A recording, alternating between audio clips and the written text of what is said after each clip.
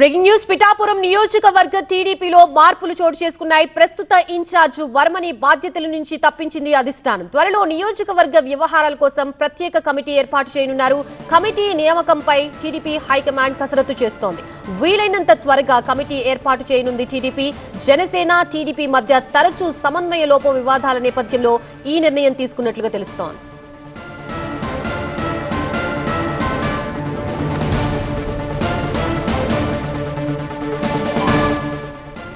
ఇదే అంశానికి సంబంధించి మనకి పూర్తి అప్డేట్స్ అందించడానికి మా ప్రతినిధి ఈశ్వర్ సిద్ధంగా ఉన్నారు. ఈశ్వర్, సడన్ గా ఈ డెసిషన్ తీసుకోవడానికి గతంలో మొన్న మధ్య రీసెంట్ గా జరిగిన ఇష్యూసే కారణమా లేదా ఇంకేమైనా కారణాలు ఉన్నాయా?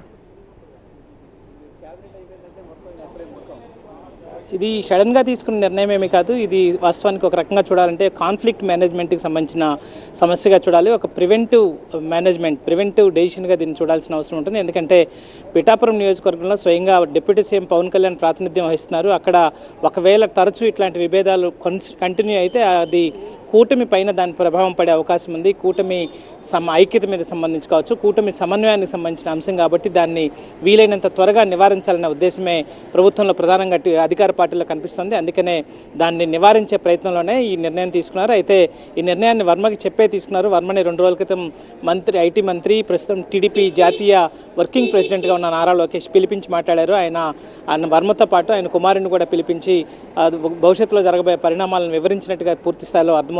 సో ఈ నేపథ్యంలోనే వర్మకి ఇటీవల టీడీపీ రాష్ట్ర కమిటీలో కూడా స్థానాన్ని కల్పించారు. రాష్ట్ర కార్యదర్శిగా ఆయనకి పోస్ట్ చేశారు. సో ఆయనకి ప్రాధాన్యత తగ్గకుండానే ఒకవైపు చర్యలు తీసుకుంటూ పిఠాపురం నియోజకవర్గంలో మాత్రం అక్కడ ఇట్లాంటి ప్రోటోకాల్ వివాదాలు కావచ్చు, లేకపోతే ఫ్లెక్సీలు బ్యానర్లలో ఫోటో లేదంటూ తరచూ జరుగుతున్న వివాదాలు కావచ్చు, వాటిలో జోక్యం లేకుండా పిఠాపురం ఇన్ఛార్జ్ బాధ్యతల నుంచి వర్మను తొలగించడం ద్వారా అక్కడ ఆ ప్రాంతంలో ఒక కమిటీని ఏర్పాటు చేయడం ద్వారా ఇట్లాంటి వాటిని నివారించవచ్చన్న అభిప్రాయానికి టీడీపీ వచ్చింది. ఇది చాలా పెద్ద ఎక్సర్సైజ్ చేసింది. ఎందుకంటే వర్మ స్వతహాగా అక్కడ కొంత ఇండిపెండెంట్గానే గెలిచిన గతంలో ఉన్న నేపథ్యం కాబట్టి, కొంత ఇన్ఫ్లుయెన్స్ ఉన్న నాయకుడు కూడా కాబట్టి వర్మని పూర్తి స్థాయిలో పార్టీ నుంచి తొలగిస్తే ఇబ్బంది అవుతుందన్న ఉద్దేశం కూడా పార్టీలో వచ్చింది. అయితే ఆయనకి పైన ఇట్లాంటి బాధ్యత నుంచి, ఆయన ఇన్ఛార్జ్ బాధ్యత నుంచి తొలగించాలా వద్దా అన్న అంశం మీద కూడా ఒక సర్వే కూడా తీసుకున్నట్టుగా మనకి చాలా స్పష్టంగా అర్థమవుతుంది. అయితే అక్కడ కూడా అంటే చాలా మెజారిటీ కార్యకర్తల అభిప్రాయం కూడా ప్రస్తుతానికి వర్మని పూర్తి స్థాయిలో పక్కన పెట్టడం కంటే కూడా వర్మకి రాష్ట్ర పార్టీలో బాధ్యతలు ఇవ్వడం ద్వారా,